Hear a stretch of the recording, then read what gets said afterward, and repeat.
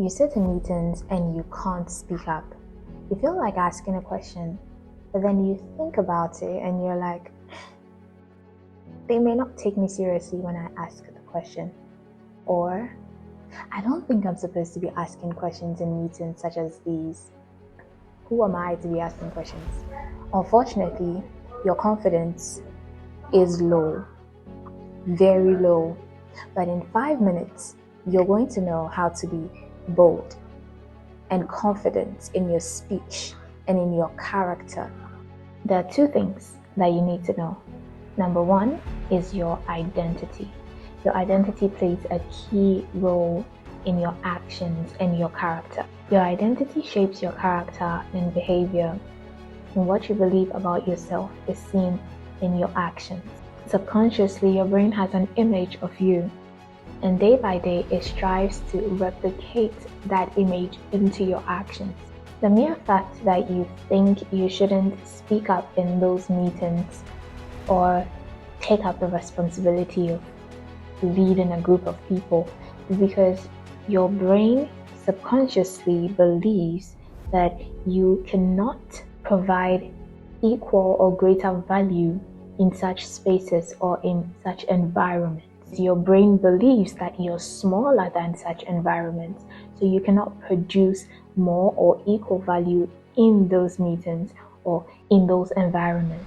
But you say, I am not the CEO, neither am I a director, so obviously I'm not of equal value to the director. But here's the thing, where I am does not change who I am. Where I am does not change who I am.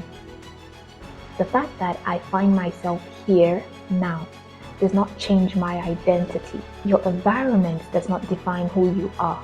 You know who you are. And that knowledge influences your actions, because you don't find goats acting like horses because it was born a goat. That's its identity. So it's not going to be acting like horses unless you condition the goats to think that it's a horse.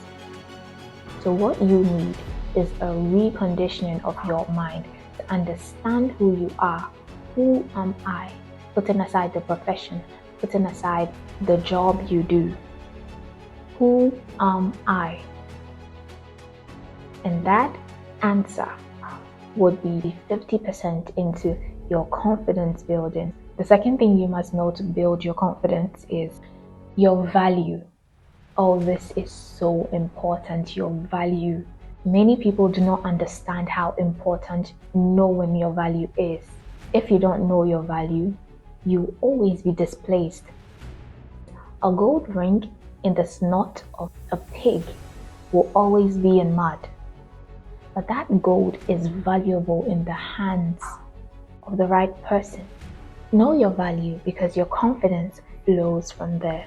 One thing you should know, when you understand that you have to have value, you start to add on to the already existing identity that you have discovered. So you build on the value and you study to show yourself approved. But one thing you should understand is that courage is not the absence of fear. Confidence is not the absence of fear, but it is acting in the presence of fear, taking actions in the presence of fear. Courage is a product of fear, because when fear is present, it gives birth to courage. You gain an opportunity, a situation to bring out courage. Courage is birthed from fear.